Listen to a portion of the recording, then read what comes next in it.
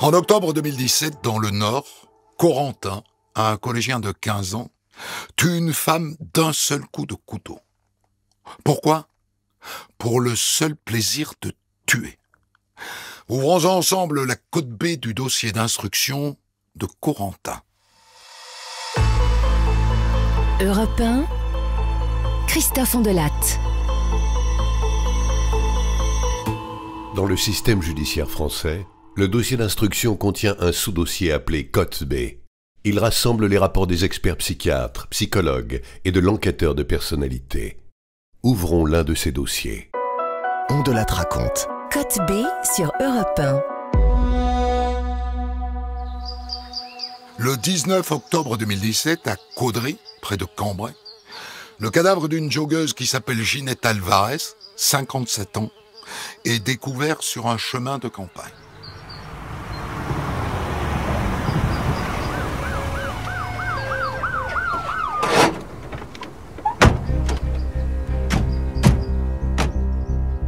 Six mois plus tard, les gendarmes arrêtent un suspect. C'est un adolescent de 15 ans, Corentin. C'est lui qui a tué Ginette Alvarez d'un coup de couteau dans le dos.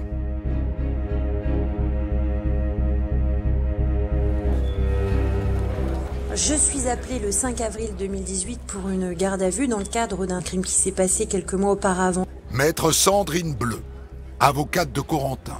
On m'indique que c'est concernant l'affaire de Ginette Alvarez et on m'appelle dans le cadre de la permanence pénale mineure. Et là, j'indique aux enquêteurs que, non, vous devez vous tromper, c'est pas possible, c'est un mineur et je pense qu'on recherche un adulte. Et là, on me répond, non, c'est pour un mineur. J'avoue que je suis complètement surprise.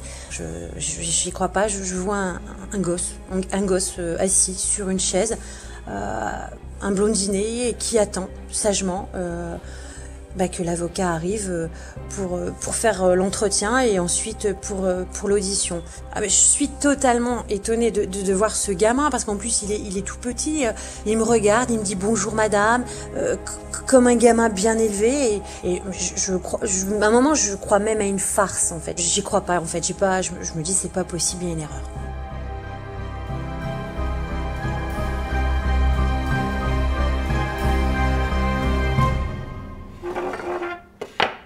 J'ai un entretien individuel et personnel auquel personne n'assiste avec le mineur, avec Corentin. Je lui explique ses droits, le déroulement de la procédure.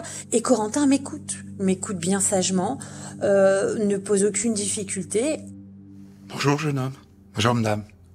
Corentin, je suis là pour t'aider et t'assister au cours de cette garde à vue. Les gendarmes vont te poser des questions. Si, et seulement si tu t'en sens capable, tu réponds. Oui, d'accord, madame. Par contre, si tu as des questions à me poser, c'est maintenant. Non, ça va, madame. Et à l'issue de l'entretien, nous partons ensemble devant l'enquêteur pour qu'il puisse répondre aux questions qui vont lui être posées. Et là, j'ai un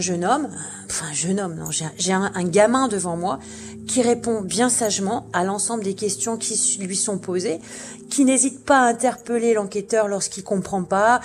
Il dit je sais pas, et puis sur les faits, Corentin répond et ne fuit absolument pas sa responsabilité. Il n'y a pas de dénégation des faits, il reconnaît immédiatement les faits et il ne fuit absolument pas.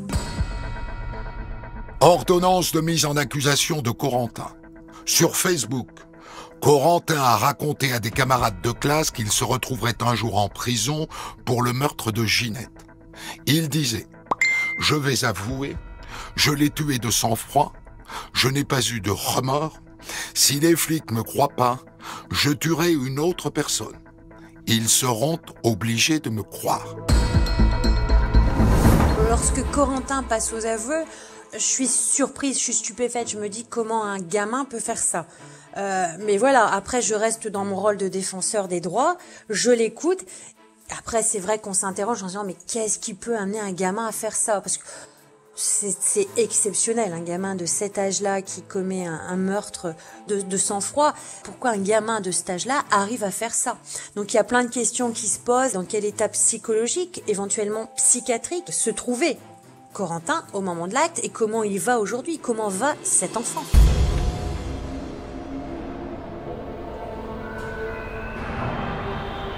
Code B45. Expertise psychologique de Brigitte Bonafé. Après avoir intégré l'établissement pénitentiaire pour mineurs de Kievrechin, Corentin est transféré à l'unité de Seclin à la suite d'idées suicidaires. Les médecins lui ont administré 3 médicaments antipsychotiques.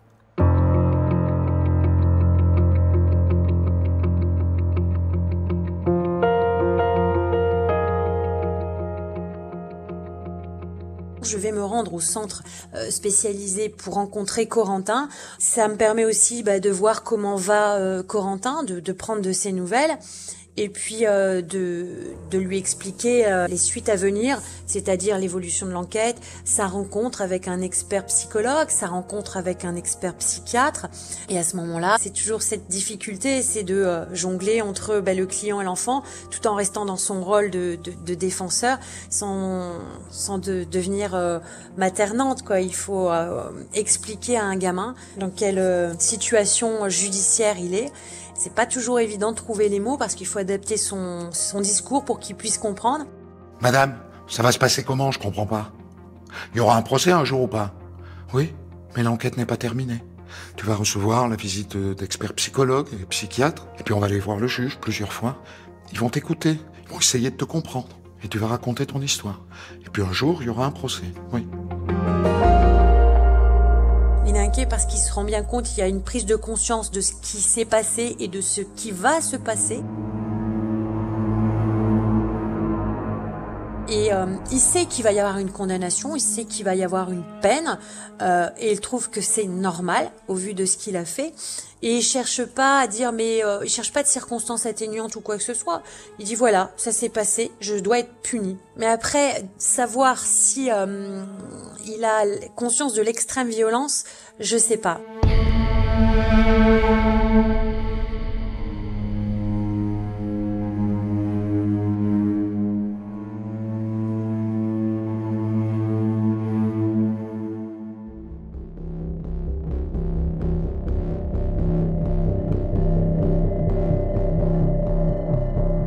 La sidération à Caudry 6 mois après le meurtre de Ginette Alvarez. Ce matin dans l'ancien immeuble de Ginette Alvarez, c'est l'incompréhension. Hier soir, j'étais scotchée d'apprendre que ce soit un gamin de 15 ans, quoi. On s'y attendait pas du tout. Là, j'avoue que j'ai du mal à comprendre ce qui s'est passé, quoi. Pour moi, un ado, ça reste un enfant, quoi. Comment on peut réagir comme ça? Je vais sortir de chez moi, je vais tuer quelqu'un. C'est quoi? Où on vit? Je sais pas. C'est choquant. Il a 15 ans quand même, il a mis sa vie en l'air, quoi. Il y avait encore des belles choses à vivre, quoi. Maintenant, c'est pas une raison d'aller tuer quand on est énervé, quoi. Au moment où je le rencontre, il n'était pas forcément persuadé d'avoir mal fait.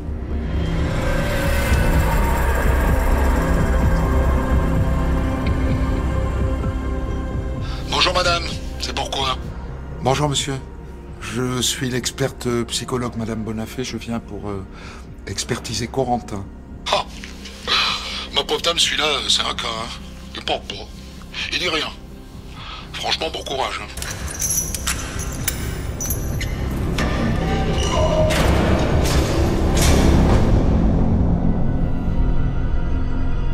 Quand il arrive, ce qui me frappe, c'est son côté poupon et d'emblée son absence à la situation. Et face à moi, ce jour-là, j'ai quelqu'un de particulièrement passif, qui même ne va pas bouger de sa chaise. Il me donne l'impression qu'il est là, certes physiquement, mais qu'il n'y a aucun échange au niveau du regard. Il ne va afficher aucune mimique, c'est-à-dire que je ne capte aucune expression d'émotion. Et de plus, il va s'exprimer de manière à peine audible. C'est-à-dire que je suis obligée de me rapprocher physiquement de lui pour capter ce qu'il veut me dire. J'ai l'impression que ces mots viennent petit à petit, sans aucune fluidité. C'est quelqu'un qui va constamment tenter de répondre à mes questions, qui ne va en réfuter aucune, mais j'ai l'impression à plusieurs reprises qu'on n'est pas forcément dans une même unité de temps et d'espace et qu'on n'est pas dans le même monde.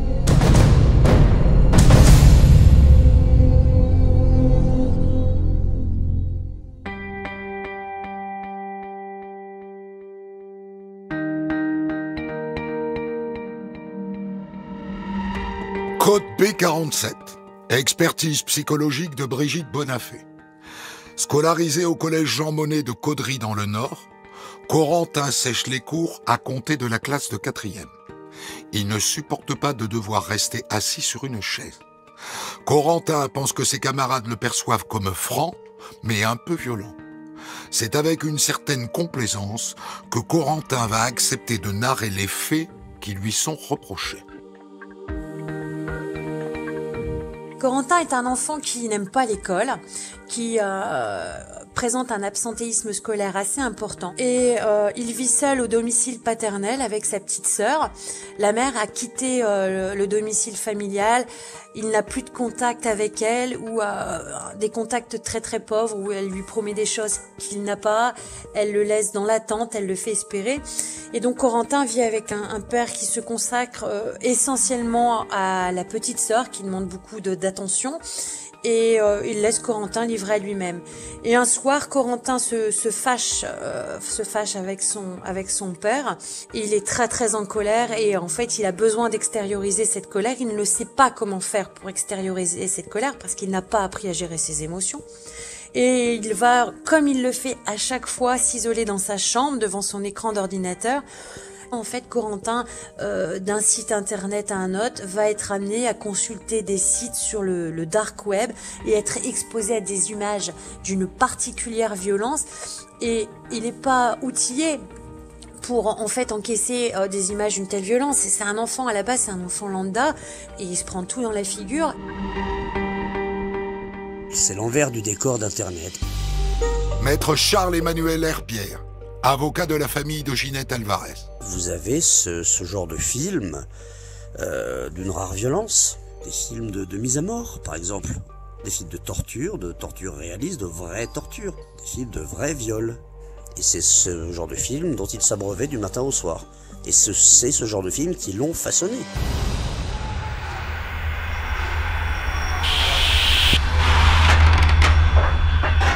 Corentin a besoin de commenter, de nous dire « ça me fait rien, je ne ressens aucune émotion » et nous dira même qu'il a besoin de se repasser en boucle ce film. Et il nous dit que ce film a agi tel un stimulus inducteur.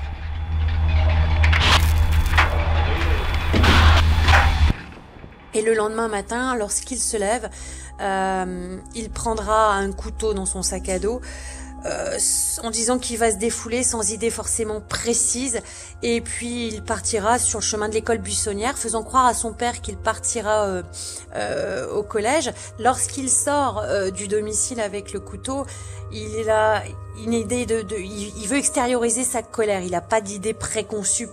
À l'instant où il le prend, il le met dans son sac à dos, et l'idée en fait lui vient en chemin lorsque il marche, il erre dans les ruelles et puis sur ce fameux chemin de campagne. Ça lui vient à ce moment-là. Il va attendre, il va voir une personne de petite taille passer devant lui. Il va ressentir soudainement une montée d'adrénaline, et c'est cette montée d'adrénaline qui va le porter à agir.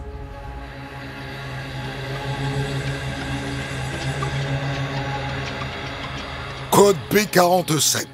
Expertise psychologique de Brigitte Bonafé. Corentin affirme avoir entendu des voix émanant d'un mec lui faisant injonction de tuer quelqu'un. Cette même voix, associée à ce même message, s'imposerait à lui depuis ses 10 ans. Corentin explique. Depuis 2-3 ans, cette voix revenait plus souvent. C'était soudain.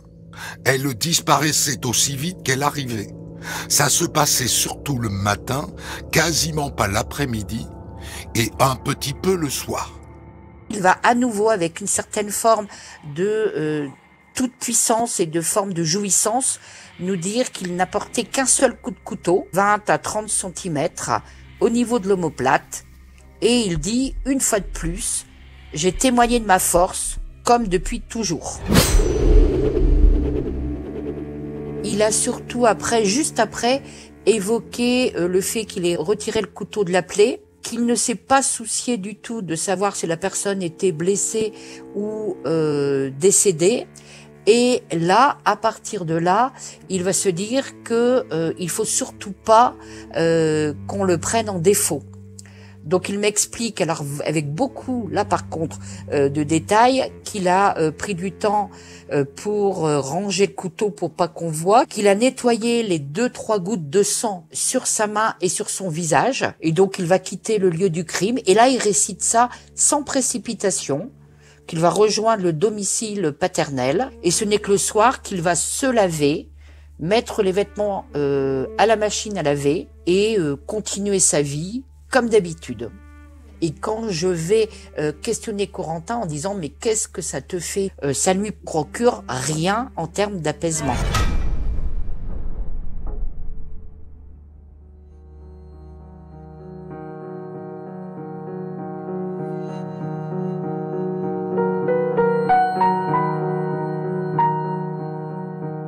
En détention, Corentin reçoit la visite de son père et de sa petite sœur, mais pas de sa mère. Jamais.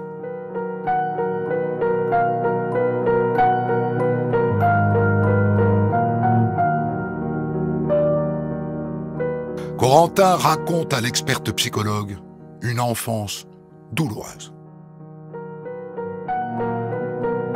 Corentin vit au domicile paternel, la maman qui a d'énormes difficultés personnelles avec des prises de produits stupéfiants, une consommation d'alcool importante et régulière, quitte le domicile et laisse Corentin et la petite sœur de Corentin au père. Et donc c'est le père qui va se débrouiller comme il peut pour élever les deux enfants. Et les difficultés de prise en charge vont apparaître au fil du temps parce que la mère fait des réapparitions sporadiques dans la vie des enfants, ce qui va les perturber. Il est témoin de violences verbales, de violences physiques avec des prises d'alcool des deux côtés. Et il va grandir dans ce milieu particulièrement pauvre, sentimentalement, intellectuellement. Le père va faire comme il peut. C'est pas évident pour lui de gérer. Et puis la petite sœur va prendre beaucoup de place et Corentin, ça reste un enfant particulièrement discret, un enfant qu'on n'entend pas, un enfant qu'on voit pas, et c'est un enfant qui grandit tout seul et qui va devoir se former tout seul parce qu'il n'y a pas de prise en charge.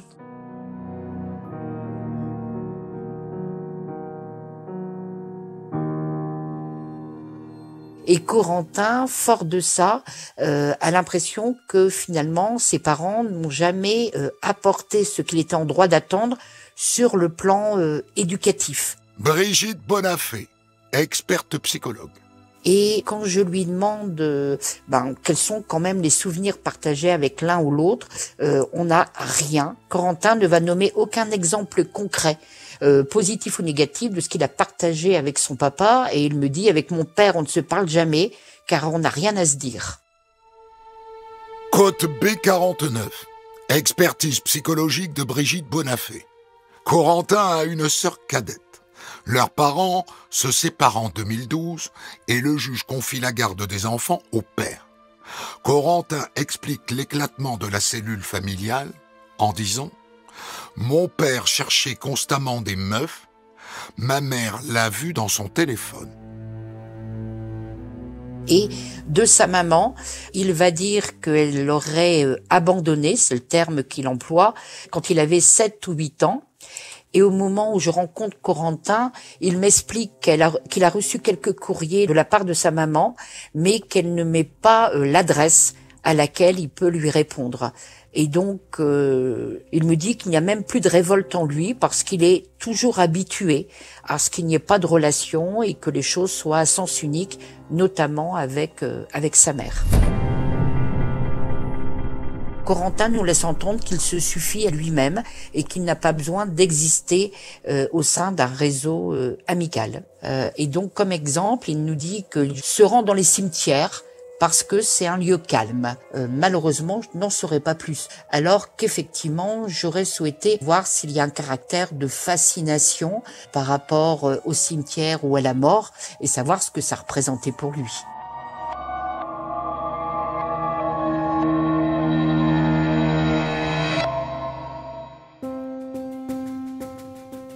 Corentin est est un gamin qui a évolué dans un milieu particulièrement carencé. On lui a pas montré l'amour d'un père, l'amour d'une mère, il l'a jamais eu. Et il a grandi tout seul dans son coin, livré à lui-même, livré aux écrans. Il a été exposé à la violence verbale, la violence physique. Donc en fait, il a grandi dans une indifférence totale et dans une banalisation quotidienne de la violence. La base de cet enfant, si on peut parler de base, elle est pas bonne. Le jour où il a tué Ginette Alvarez, il est devenu visible. Il est devenu visible aux yeux de son père, il est devenu visible aux yeux de sa mère qui est réapparue au moment de sa présentation devant le juge d'instruction. Et il est devenu visible aux yeux de tous. On va prendre une chaise, on va s'asseoir en face de lui, on va le regarder et on va l'écouter. Et c'est la seule manière que Corentin, que ce gosse, ait trouvé pour que on s'intéresse à lui.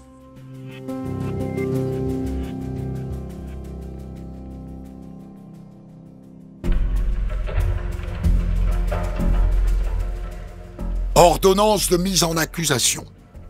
Corentin relate qu'il n'est proche d'aucun membre de sa famille, disant même qu'il n'aime ni sa sœur, ni ses parents avec lesquels il ne partage aucun moment, ni aucune activité. Son quotidien est occupé par les jeux vidéo et les sites violents sur Internet. Il est décrit par les services éducatifs comme un individu introverti, isolé, mutique et au regard froid. Moi, mon hypothèse, c'est que Corentin, même si c'est un peu inconnu, partiellement inconnu de lui, on sent qu'il a une haine, incommensurable en lui. Par rapport à des personnes, et notamment, je pense, son père comme sa mère. Et à ce moment-là, il y a un télescopage qui se produit. Donc, il a cette force, il a cette montée d'adrénaline. Mais finalement, au moment où je le rencontre, il n'est pas en capacité d'établir des liens de causalité entre ce qu'il a agi, cette haine. On a des détails éparses. Et ce qu'il nous dit, et qui pour moi n'est pas un signe de réassurance, c'est qu'il va me dire qu'au-delà de cet acte, il n'a connu aucun apaisement. Et surtout qu'il a agi sans être dans l'affolement, parce que effectivement on pouvait penser, et peut-être que ça aurait arrangé certaines personnes de penser qu'il y avait des troubles graves de la personnalité, mais à ce moment-là, dans les cas de crime, on a des comportements complètement inadaptés, une forme d'affolement, des choses qui n'ont pas de sens, tandis que lui, il nous finalement nous explique un scénario calculé, tant dans l'avant que dans l'après. Donc on n'est pas dans une agitation qu'on pourrait trouver comme chez certains délirants. Ordonnance de mise en accusation de Corentin. Corentin a confié aux experts entendre des voix depuis l'âge de 10 ans. Le psychiatre ne relève aucune manifestation émotionnelle ou de culpabilité à l'évocation des faits, précisant que l'examen ne révèle pas de troubles psychotiques avérés, ni de symptômes de schizophrénie. Madame, j'ai fait quelque chose qui n'est pas normal dans la loi. Et pourquoi c'est pas normal, Corentin? Je sais pas, madame. De toute façon, moi je vais sortir vite pour reprendre une vie normale. C'est quoi? Une vie normale pour toi? Je sais pas. Moi, j'aurais préféré, même si c'est d'une banalité, dire je vais trouver un travail, souvent c'est une copine, avoir une maison et des enfants. Bon, ok. Mais au moins, il y avait un petit peu dans ses propos quelque chose qui nous raccrochait à la réalité. Tandis que là, pas du tout.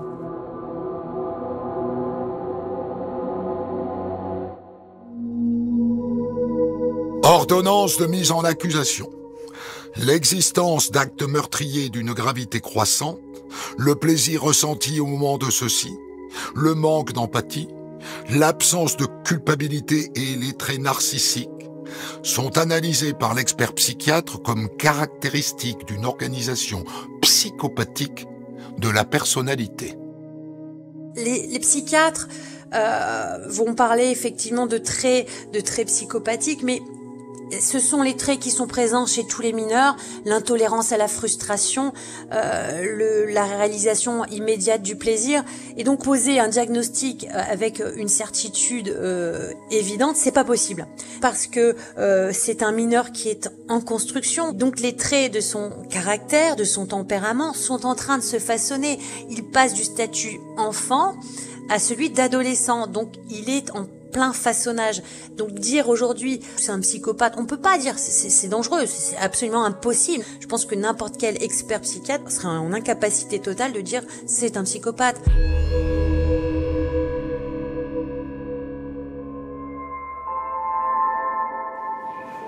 Un an et demi après ses aveux, Corentin comparaît devant le tribunal pour enfants de Cambrai. Il a seulement 16 ans et demi. Corentin a grandi, il présente toujours une certaine bonhomie, il a perdu la candeur qui peut caractériser un enfant. Maître Sandrine Bleu, avocate de Corentin. C'est plus le gamin que j'ai vu à la gendarmerie l'année précédente. Là, c'est un adolescent. On voit clairement que son corps est en train de changer, il a un peu grandi et il a le visage grave. Il a pris 20 kilos parce que les anxiolytiques l'ont rendu énorme. Maître Charles-Emmanuel Herbière, avocat de la famille de Ginette Alvarez. Mais c'est un gamin, c'est-à-dire que c'est une espèce de visage de poupon. C'est un enfant, je veux dire.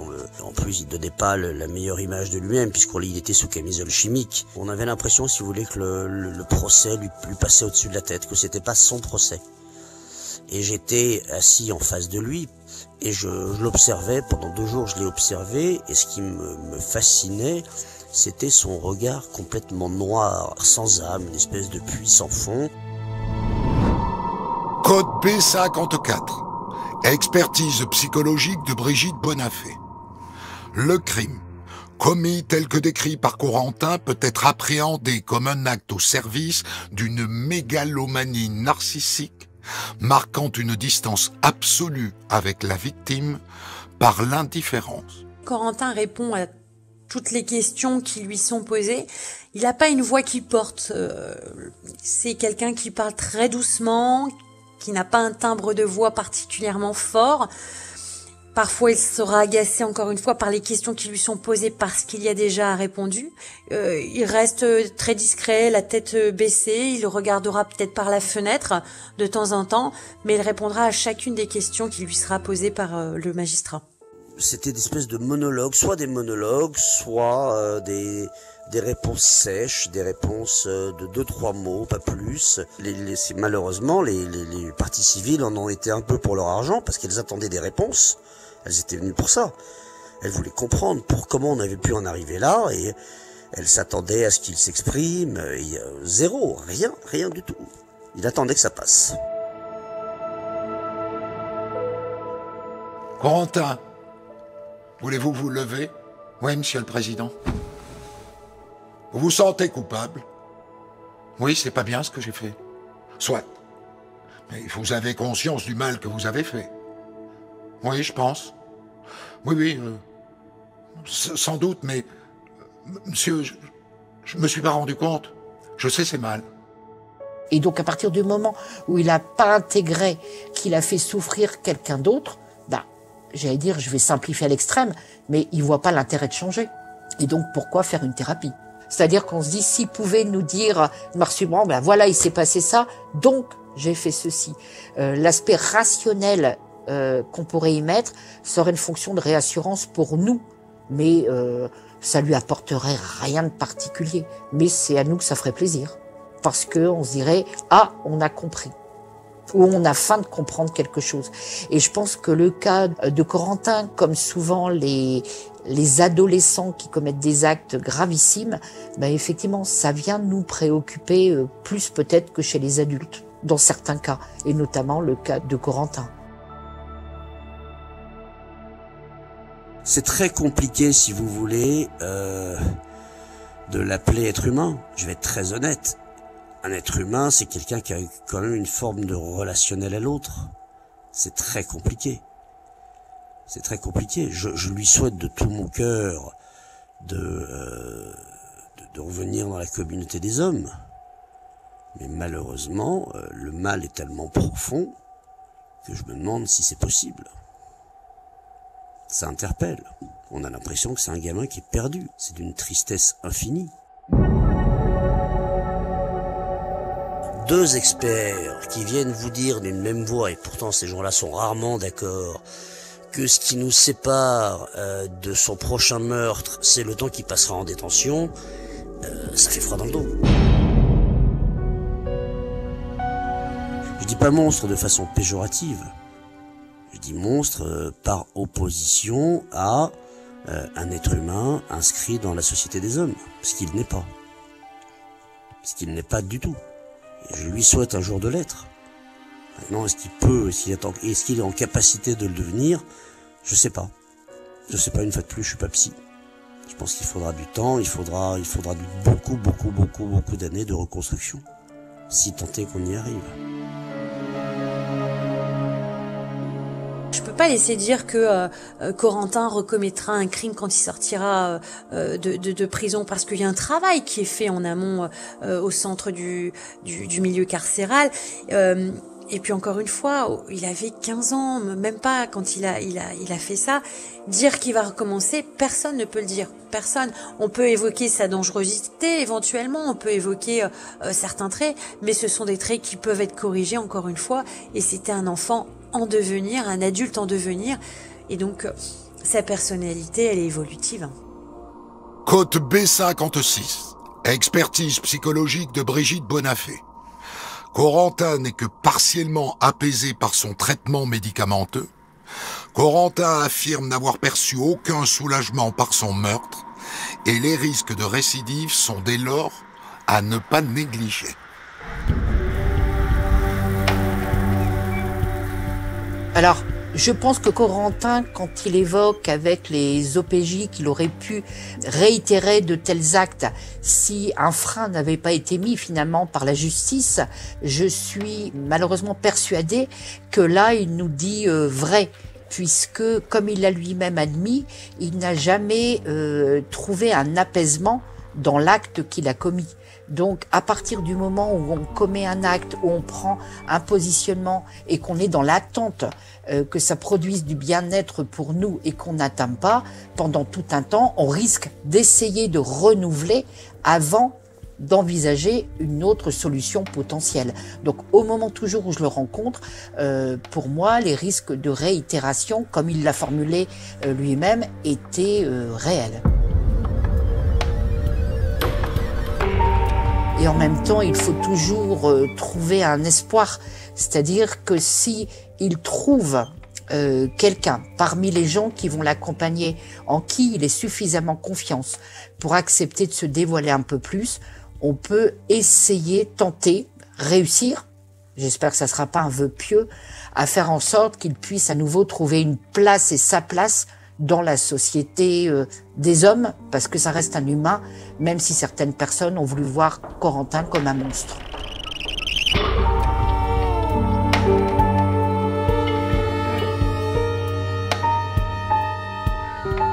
Corentin a été condamné par le tribunal pour enfants de Cambrai à 15 ans de réclusion criminelle et 15 ans de suivi socio-judiciaire.